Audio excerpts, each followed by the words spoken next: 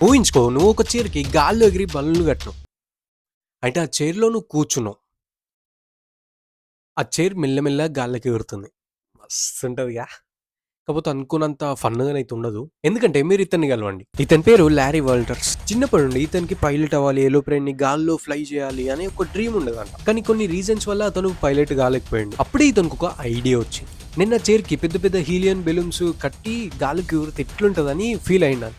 So 1982లో తన చైర్‌కి టోటల్‌గా 48 helium balloons పెద్దవి అవి చైర్‌కి కట్టుకున్నాడంట. అట్లనే కొన్ని small things like sandwich, Coca Cola మరియు తర్వాత బెలూన్స్‌ని పాప్ చేసి కిందకి రావడానికి కూడా ఒక గన్నును కూడా పెట్టుకున్నాడంట. అట్లా బెలూన్స్ అన్ని కట్టుకొని గాల్లోకి ఎగిరిపోయిండు. మొదట్లో కొంచెం సేపు మాత్రం ఫుల్ ఎంజాయ్ చేసిండు. తను మాక్సిమం 100 ఫీట్ వరకు గాల్లోకి ఎగురుతా అని అనుకున్నాడు. కానీ బ్రో మాత్రం ఏకంగా 16,000 ఫీట్ల ఎత్తులకి ఎగిరిపోయిండు. అంత హైట్ లో ప్లేన్స్ కూడా అతని పక్కన నుండి వెళ్ళిపోతాయి.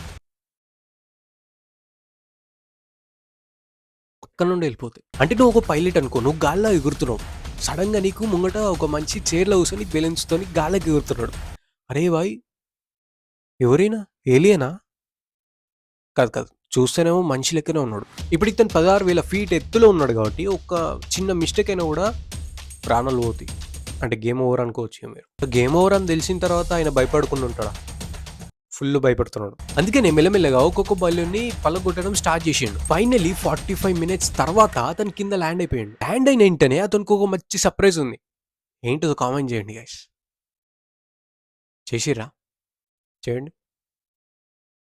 చేసిర్రు అనుకుంటున్నా. ఏంటో చెప్పాలా? పోలీసులు ఉన్నారు ఆడ.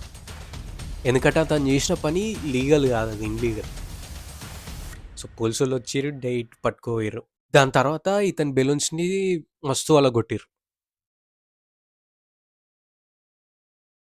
ఒకవేళ ఫ్యాక్ట్ నచ్చినట్టు అనిపిస్తే ఛానెల్ సబ్స్క్రైబ్ చేసుకోండి గైస్, లేటెస్ట్ ఫ్యాక్ట్స్ వస్తాయి.